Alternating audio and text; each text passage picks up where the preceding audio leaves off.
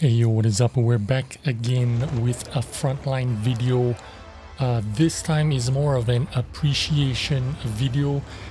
We have actually the same player as my last video, which is how to make general in 2022. I featured a 29,500 damage game. Today we have the same player. This is Patrick something from EU server, I suppose. The same player, but this time he breaks the 30,000 damage ceiling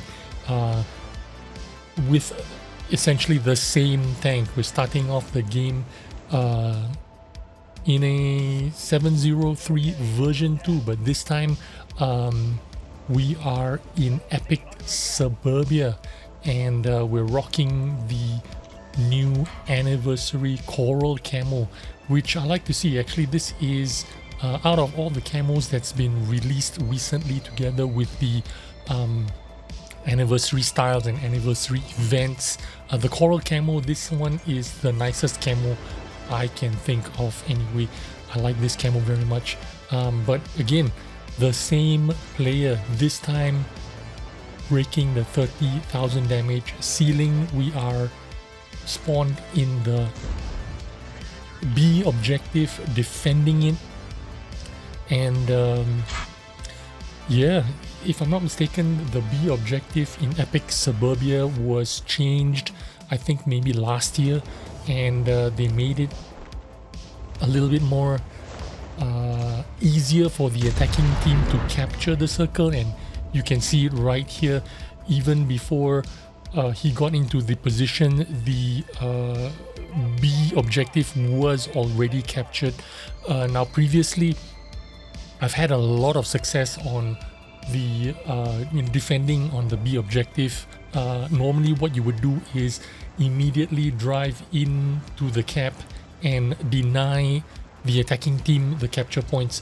So if they were capturing Bravo objective and you are defending it, all you need to do is just drive in to the capture circle opposite the wall, and they wouldn't be able to do anything about it, because if they tried to push you out, they would be taking a lot of damage, because they would have to completely expose themselves while trying to kick you or push you off the capture circle. And this is what's changed. If I'm not mistaken, this was changed last year, so this isn't a new thing for 2022. But yeah, our protagonist here has done well, although he tried to back out into the A section of the map in order to avoid the airstrike when the timer went down, but he crossed the line and took huge airstrike damage for 750. And here he's using the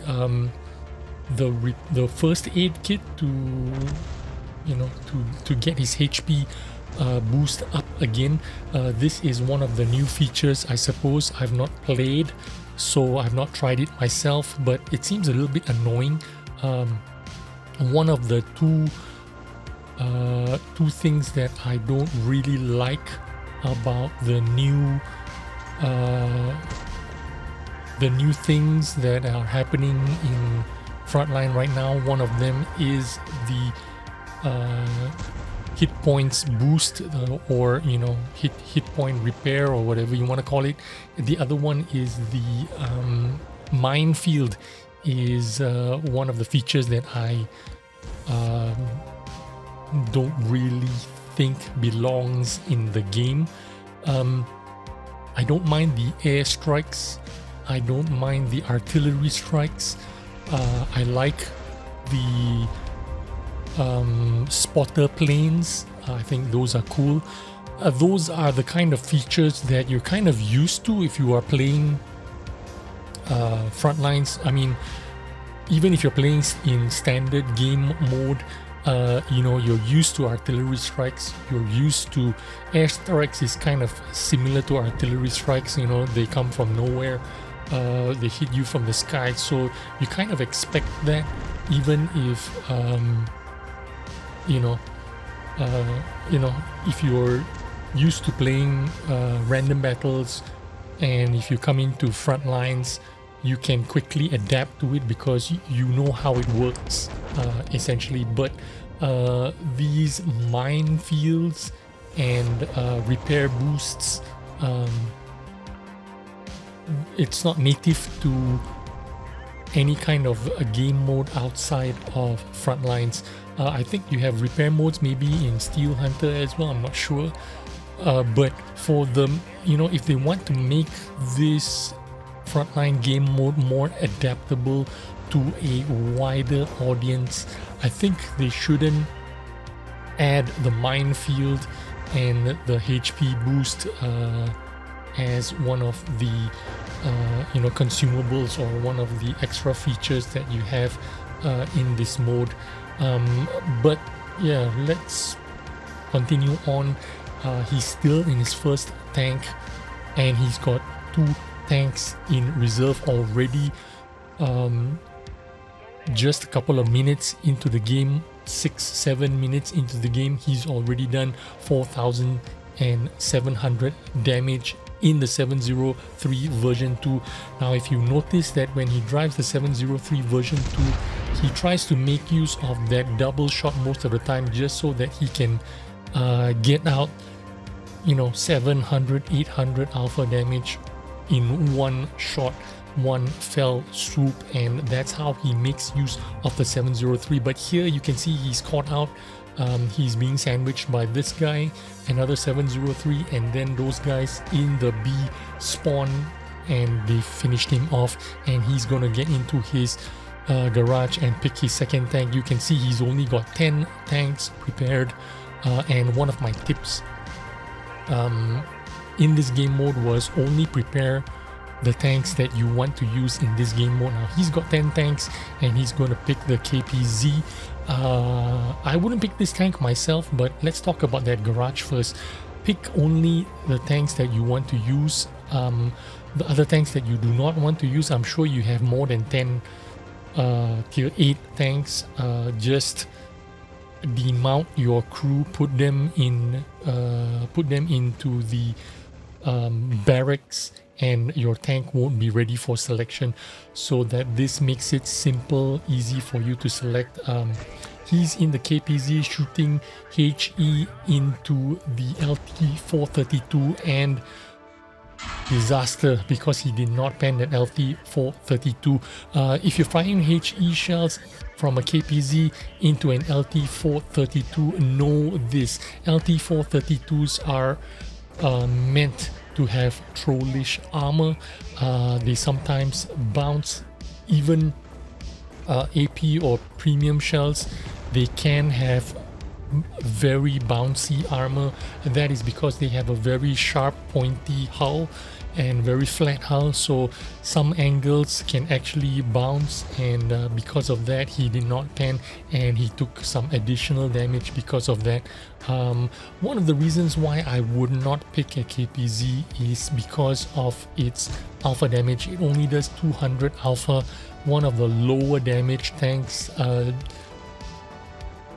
It is still a very competitive tank.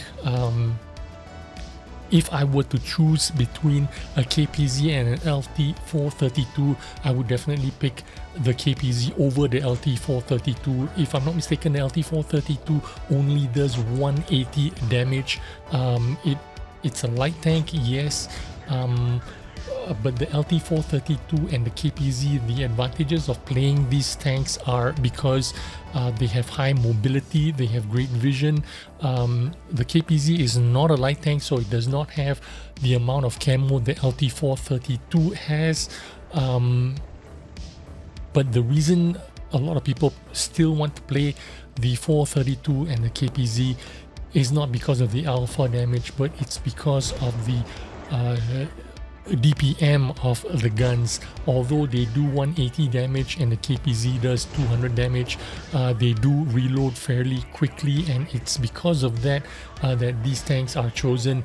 The KPZ more so in favor over the LT-432. It's because of the HE shells that it can fire with pretty good penetration. Patrick here fires the HE shells very often on the KPZ, so if you can manage to flank your enemies, shoot them on the side or shoot them on the back, that is when the KPZ you can use the HE shells and penetrate a lot of those side shots and rear shots. This is now his third tank, and he just about died and spawned in and got into his Progetto. This is more of a traditional pick of a tank. Of course, the Progetto is very popular. CS52 is very popular tank. I would recommend also one of the newer tanks would be an AP Proto if you have it. Perhaps our friend here does not have an AP Proto, which is why he does not have it readied up in his garage. Perhaps if he had it in his garage, he would have selected this tank over the KPZ. I'm not too sure, but yeah, the Progetto is one of the more natural picks. Very competitive tank because of its auto reloading mechanic, also because its standard shell I think has 208 penetration or maybe even more. I can't remember the standard stock penetration right on top of my head, but it has pretty good stock penetration, which makes it very competitive. And with equipment 2.0, I think a lot of people also mount the turbo, because when equipment 2.0 came out, this tank basically it got a buff, and you didn't need to run a rammer anymore in the Progetto, because they removed the ability for the Progetto to take a rammer, but they improved the reloading time of the Progetto, so they actually just buffed the Progetto outright. And because of that extra slot, you can take a turbo, which increased the mobility of this tank very much so. But yeah, you can see inside 12 minutes, 13 minutes, and he's already ranked up to general. This is a very quick general, and this is exactly how you do it. You shoot and try to kill the people that are sitting inside the cap. That is the fastest way you can rank. If you happen to kill one of those attackers that are sitting inside the cap and are holding all the capture points, and if you happen to kill, have the killing blow to the player that is capturing one of those caps and holding all the capture points, you will basically kidnap all his capture points and transfer it to yourself, and that is why you will basically jump one rank. Like for example, you can completely skip one rank sometimes. From a captain, immediately you jump straight into general, completely skipping the major rank. That is how much capture points you can make if you happen to kill or destroy players that are sitting in the capture objective and holding all their capture points. So remember, the fastest way to rank up is always, if you are defending, kill someone capping, and if you are attacking, be one of the players capturing one of those objectives. That is the fastest way you can rank. And if you can rank up to general quickly inside 15 minutes for the rest of the game, you are just gravy. Just spend the rest of the game taking your time doing damage, collecting all the damage points, protecting your hit points, and you can be very conservative towards the middle and the end of the game, like our friend here He could be very conservative if he wanted to, and he should be conservative because he's got no more reserve tanks. But you can see him timing his aggressiveness, his level of aggressiveness very well. He's aggressive when he has a reserve tank in his bank. You could see the countdown of his reserve tank about to pop into his reserve bank, and as soon as he sees there is some reserve tank ready to be spawned, he can be very aggressive in his CS52. Another one of the very popular tanks in Frontline or in random battles for that matter. A CS52 is a medium tank with heavy tank alpha because it does 320 alpha with very good standard shell penetration. I think standard shell penetration is 218, somewhere along those lines. You can just fire standard shells all day and you are Gucci. Because of that, this tank is very useful for front lines. You don't need to fire premium shells. Even when you are facing off with Soviet heavy tanks and IS-3, 218 penetration is more than enough for you to destroy an IS-3. You do not need to fire any premium shells at all when you are in a CS52 LIS, which is why this tank is just one of the most dominant and one of the best tanks you can play, whether you are in front lines or whether you are in random battles. This is a really good credit maker of a tank, in case you didn't know. Just as a AP prototype is, because of that stock penetration, and this is one of the reasons why you will see less people playing the T-44-100, which used to be the most popular tank in tier 8 premiums, whether random battles or front lines. The T-44-100 I think has only 195 stock penetration, or maybe even 205, I can't really remember now, but it has fallen off the bandwagon in terms of selection wise. A lot of people no longer select the T-44-100, not because the T-44-100 isn't a very good tank, but in 2022 you are dealing with a lot of new tanks that have very good armor, like the T-56, like the AMX AP prototype, which is a medium tank with very good turret armor and very good stock penetration and very good mobility, which is one of the reasons why I advocate for these tanks to be selected if you are playing front lines and trying to make a lot of credits.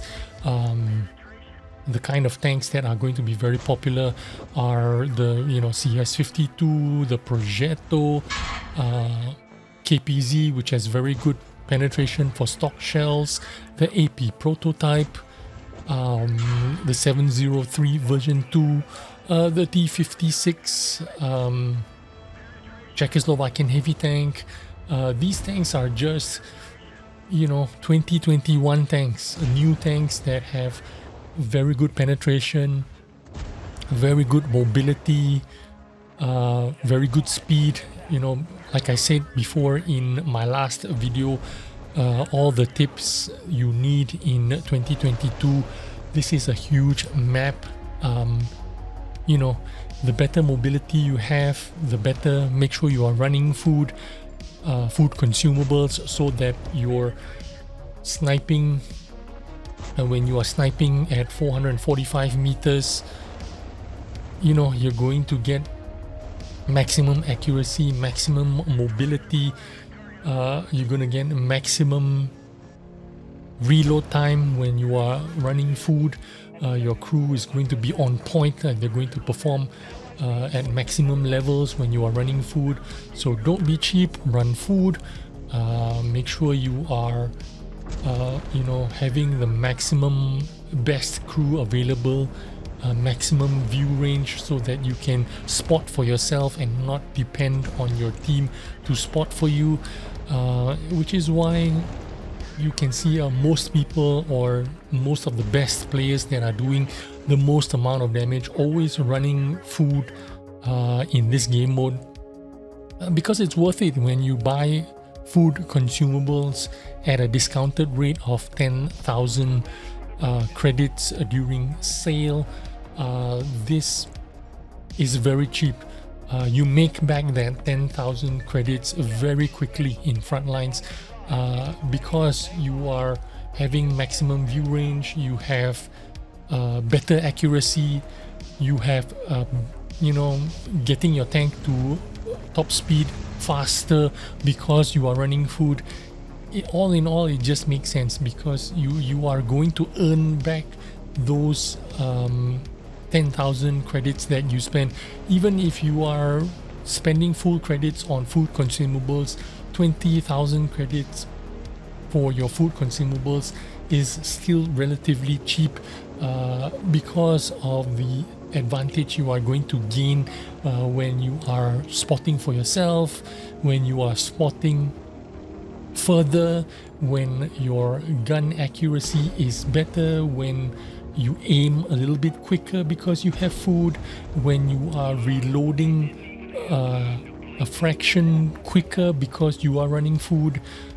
Food consumables is just a no-brainer. Even if you are a free-to-play player, even if you are trying to save as much credits as possible, trying to earn as much credits as possible, running food is a no-brainer. No matter how cheap you are, running food is the best thing you can do for yourself. Now, our friend here is in his last tank, and it's going to be 2.5 minutes before his next tank will spawn in.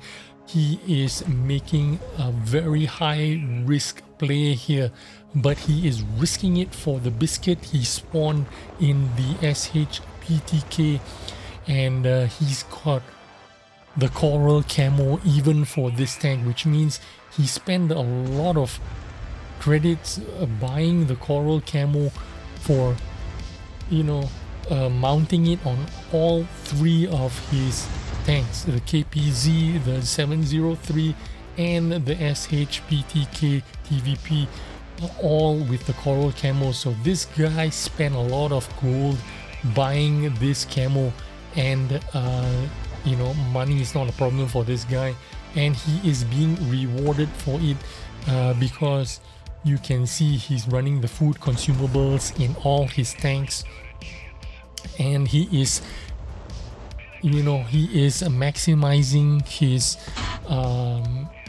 his equipment, his food consumables.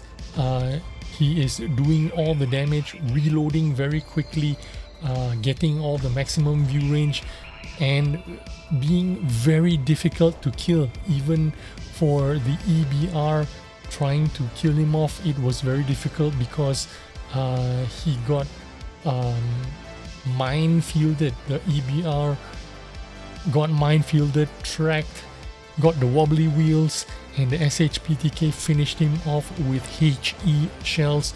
This guy is a top player, and he's already done 27,000 damage.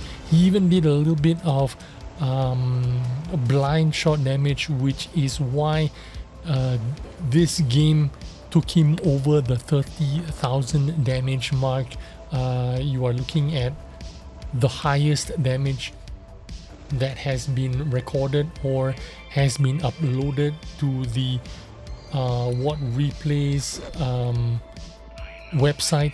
And even though he's got himself killed here by another SHPTK, His next tank arrives in approximately 15 seconds. So even though he got himself killed and he's got no reserve tanks, but he's timed it really well. He's maximized his damage output, even though he's doesn't have a reserve tank in the bank. But his next tank fortunately was going to spawn in another 10-15 seconds, so good for him. His next tank now spawns in 4-5 minutes, but he's in his last tank, so he's trying to maximize his damage output, still being absolutely mad lad, being very aggressive in his Buras. He is spotted, but he's still pushing forward. Very ballsy play, and he's taken a big hit from the Lowy for 353 damage, and now he's being aggressive on the Progetto. He put down the minefield right in front of the Progetto and tracked the Progetto. Now he's using the next consumable, which is the boost your HP or repair your HP back quickly, and he's managed to use that to boost his HP and top up his HP back and finish off the Progetto 46. And now it's the LT 432 tracked him, and it was the end of the game. What amazing timing this guy has. It says he has 29,104 damage, but the results confirms that he has done some blind shot damage and pushed him over the 30k threshold. He's got the Supreme Gun, he's got the capture points denying the cap, and he's got also the General of the Army.